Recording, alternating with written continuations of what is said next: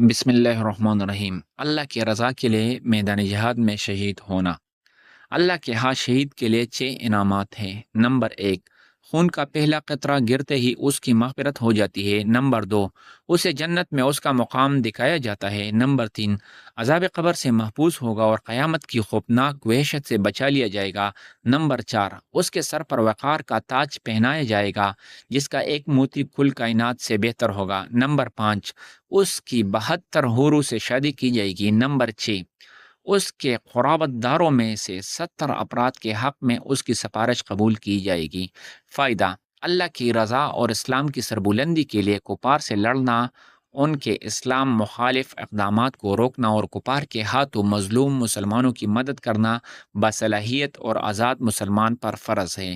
اللہ تعالیٰ نے جن الفاظ اور جس پیرائے میں روز فرضی کیے انہیں الفاظ اور اسی پیرائے میں مظلوم بے بس مسلمانوں کی مدد کے لیے جہاد و قتال کرنا بھی فرض کیا ہے۔ نبی کریم صلی اللہ علیہ وآلہ وسلم نے فرمایا، جس شخص نے عمر بھر کفار کے خلاف لڑائی کی نہ ایسا جذبہ ہی رکھا، وہ شخص نفاق کی موت مرتا ہے۔ سچا ہونے کے باوجود جھگڑا چھوڑ دینا۔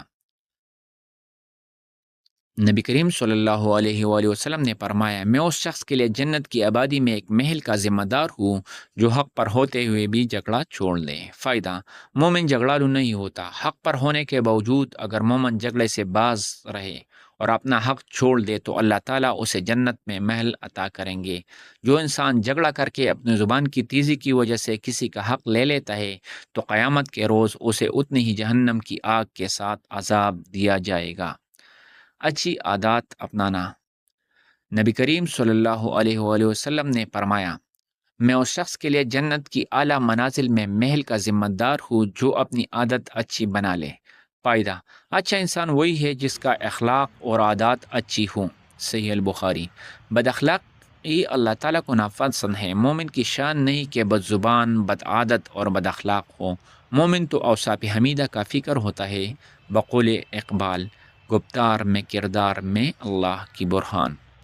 ہنسانے کے لیے جھوٹ بولنا۔ سیدنا ابو امامہ رضی اللہ عنہ بیان کرتے ہیں کہ رسول اللہ صلی اللہ علیہ وآلہ وسلم نے فرمایا، میں اس شخص کے لیے جنت کے درمیان میں محل کا ذمہ دار ہوں، ضمانتی ہوں، جو جھوٹ چھوڑ دے، چاہے وہ جھوٹ محض مذاق ہنسانے کے لیے ہی کیوں نہ ہو۔ فائدہ: مومن میں کوئی عیب نہیں ہو سکتا لیکن مومن جھوٹ بولنے والا نہیں ہو سکتا۔ بہت سے افراد لوگوں کو ہنسانے کے لیے جھوٹی من گڑت باتیں اور لطیفے سناتے ہیں۔ اس طرح سے انسان جھوٹ کو ہلکا سمجھ کر اپنا معمول بنا لیتا ہے، حتیٰ کہ اللہ تعالیٰ کے ہاں وہ جھوٹا ہی لکھ دیا جاتا ہے۔ تیمارداری کرنا اور جنازے میں شرکت کرنا۔ ام المومنین سیدہ عائشہ صدیقہ بیان کرتی ہے کہ نبی کریم صلی اللہ علیہ وآلہ وسلم نے ایک روز اپنے صحابہ سے فرمایا، تم میں سے کس نے آج روزہ رکھا ہے؟ سیدنا ابو بکر رضی اللہ عنہ نے کہا، میں نے رکھا ہے۔ آپ صلی اللہ علیہ وآلہ وسلم نے فرمایا، کون ہے جس نے آج کسی بیمار کی تیمارداری کی ہے؟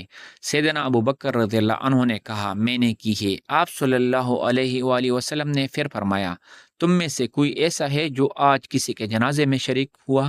سیدنا ابو بکر رضی اللہ عنہ نے کہا، میں ہوں۔ آپ صلی اللہ علیہ وآلہ وسلم نے فرمایا، بہت خوب، جس انسان میں یہ اوصاف ہو اللہ تعالیٰ اس کے لیے جنت میں گھر بنا دیتے ہیں۔ فائدہ: بیمار کی تیمارداری، بھوکے اور ضرورت مند سے تعاون کرنا اور مسلمان کے جنازے میں شریک ہونا ایسے اعمال ہیں جنہیں اللہ کے رضا کے لیے ادا کیا جائے تو بہت زیادہ اجر و ثواب کا باعث ہے۔